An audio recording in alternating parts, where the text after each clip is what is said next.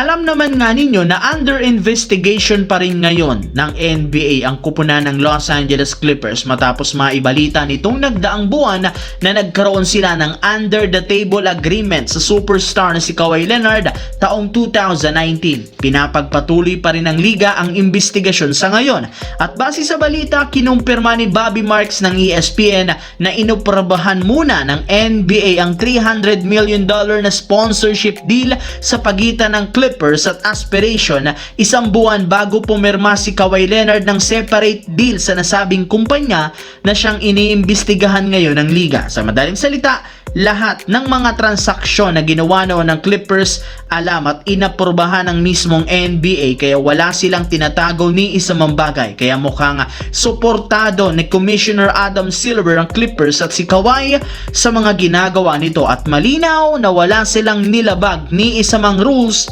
ng NBA. Samantala, dito naman, makalipas ang matagal na paghihintay, nagkaroon ng mas maayos na shooting at performance si Dalton Keunig laban sa Golden State Warriors. Isang senyales na nakukuha muli nito sa wakas ang kanyang rhythm sa long range shot. Mismong si Coach JJ Redick nang nagsabi maganda ang pinapakita ni Dalton Keunig sa kanilang practice kaya malaki ang kanyang tiwala sa second year player at inaasahan na magtutuloy-tuloy ito. Kinumpirma ng isang official at pasok na nga si Dalton Keunig sa gagamiting rotation ng team dahil aminado sila kailangan pa rin ng team ang shooting nito at magandang performance, mas tataas lalo ang chance nilang makakuha ng panalo at umakyat agad sa standings ng Western Conference ngayong wala pa sa kanilang team si LeBron James dahil sa injury. Sa ngayon, isa si Dalton Keunig sa mga core player ni Coach JJ Redick. Sa kabilang banda, saktong isang linggo ang natitira bago ang opening night ng regular season hanggang ngayon nananatiling tambay sa free agency si Russell Westbrook. Wala pa rin namang NBA teams ang nagbibigay sa kanya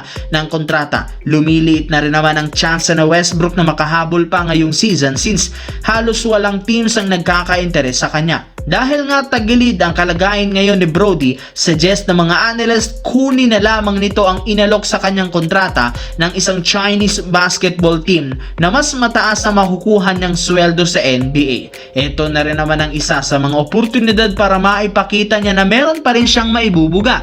Kung sakaling magkaroon siya ng magandang performance, posibleng mayroong NBA teams ang magka-interes sa kanya.